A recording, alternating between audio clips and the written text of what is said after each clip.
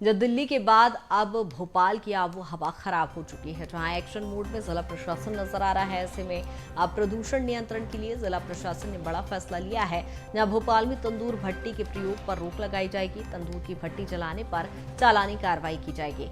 Commercial वाहन में PUC certificate नहीं तो 5,000 का जुर्माना होगा। नगर निगम को फॉगिंग की भी निर्देश दिए गए हैं। खुले में कचरा जलाने पर स्पॉट फाइन होगा।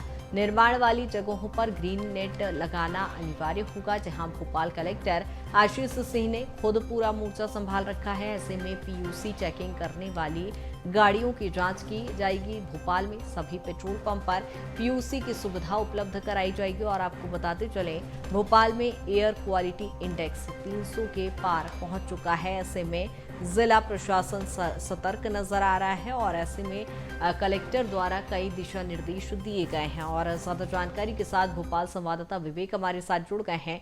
विवेक, जिस तरह से देख रहे हैं एयर क्वालिटी इंडेक्स का यदि हम पूरा पैरामीटर देखें तो आबो हवा भोपाल की इस समय खराब हो चुकी है। प्रदूषण नियंत्रण के लिए जिला प्रशासन द्वारा क्या कुछ इंतजाम? अब बिल्कुल वायु की गुणवत्ता की यदि बात करें तो जिस प्रकार से बीते दिन दीपावली का त्यौहार था और दीपावली के त्यौहार के बाद की यदि तस्वीर देखें तो राजधानी भोपाल का जो एयर क्वालिटी है वो 304 पहुंच चुका है। इसी प्रकार राजधानी भोपाल सहित ग्वालियर, इंदौर और जबलपुर की यदि बात की जाए तो वायु की जो गुणवत्ता है वो खराब होती हुई दिखाई दे रही थी। बीते दिन जिस प्रकार से 304 जो वायु की गुणवत्ता नापी गई थी, कहीं ना कहीं उसके बाद जिला जो प्रशासन है वो एक्टिव हो चुका है।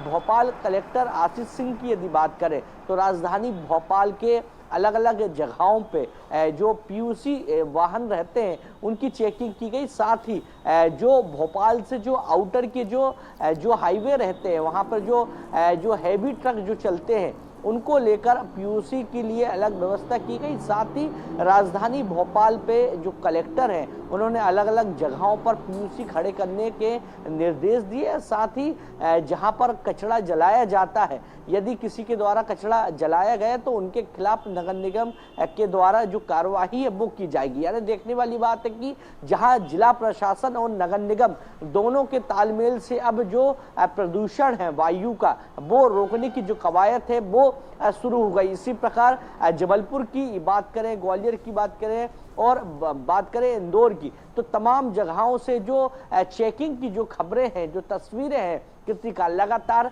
सामने आ रही है। वहीं राजधानी भोपाल में प्रतिदिन जो कलेक्टर है वो अलग अलग जगह के भ्रमण पर दिखाई दे रहा है, जहां पर जो वायु की गुणवत्ता है वो सुधारी जाए, जिसको लेकर तमाम जो कोशिश है, जो प्रयास है वो लगातार किए जा रहे हैं। जी बिल्कुल विवेक, जिस तरह से हम देख पा रहे हैं कि प्रदूषण को नियंत्रण करने के लिए अभी तो ये नियम बनाए जा रहे हैं, लेकिन क्या ये नियम किसी समय सीमा अनुसार ही रहेंगे या आगे भी इसी तरह का इनका परिचालन होता रहेगा?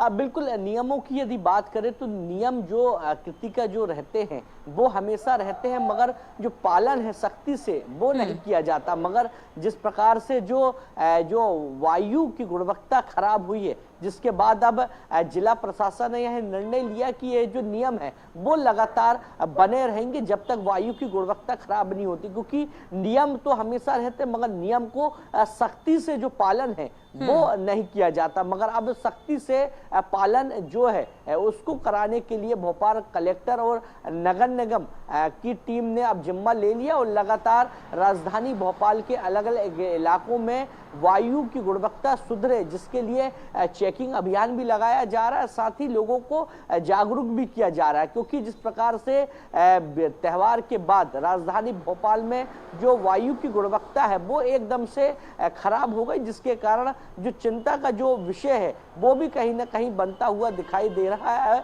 अब जिला प्रशासन और नगर निगम के तालमेल से इस वायु की गुणवत्ता को सुधारने के लिए जो तमाम जो प्रयास है वो कहीं ना कहीं किए जा रहे हैं। जी बिल्कुल, बने रहिएगा विवेक तमाम जानकारी के साथ।